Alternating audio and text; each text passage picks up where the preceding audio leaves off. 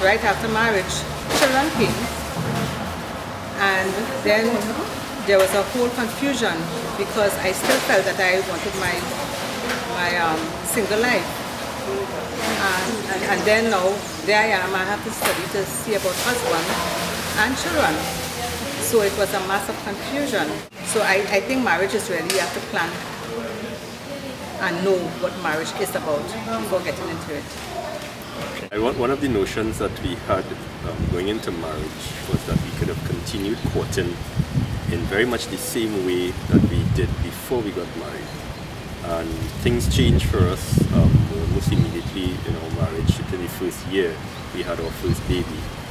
So we couldn't do much of that, and we were kind of slow to change some of the habits that we had grown to become accustomed to, some of the things we would do together, like running, we used to exercise together, we used to go taking walks together, we would talk for long periods.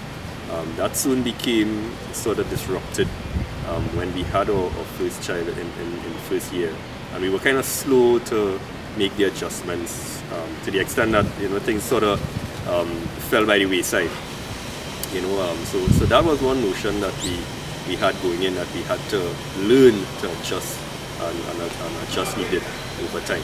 After getting married, I thought that I was able to handle projects on my own, so I tried to embark on a project without consulting my wife. And this should not have been. The biggest misconception is that marriage is something that you just walk into, and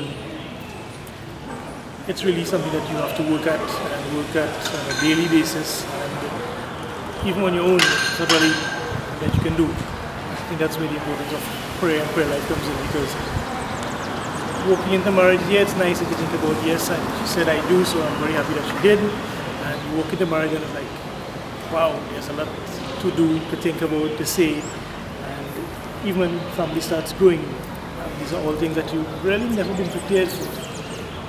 So, big misconception in terms of it's a simple walk in the park. Definitely recommend it, but it's not something for the faint of heart unless you're prepared to work at having a successful life. Okay.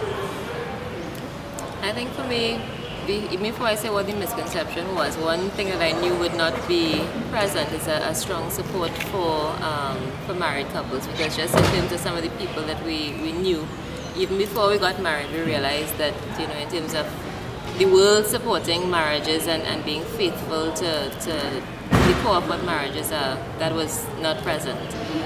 But even in terms of our own situation, I think for me, you kind of expect, Father Cornelius spoke in a talk we heard recently about being in love and what that means. And sometimes we just expect that person is going to be 100% dedicated to you, and that all the attention and is literally going to be on you because you're so much in love and consumed by each other during the courting phase. And then when you get married and you realize, wait a minute, the 100% attention that I thought I had is no longer there, and you realize that you're now competing with work and with other commitments, family, when children came along, you realize that you need to make some adjustments. And I think for us, for me, the biggest misconception was assuming that the trust time would be all mine, and that didn't work out to be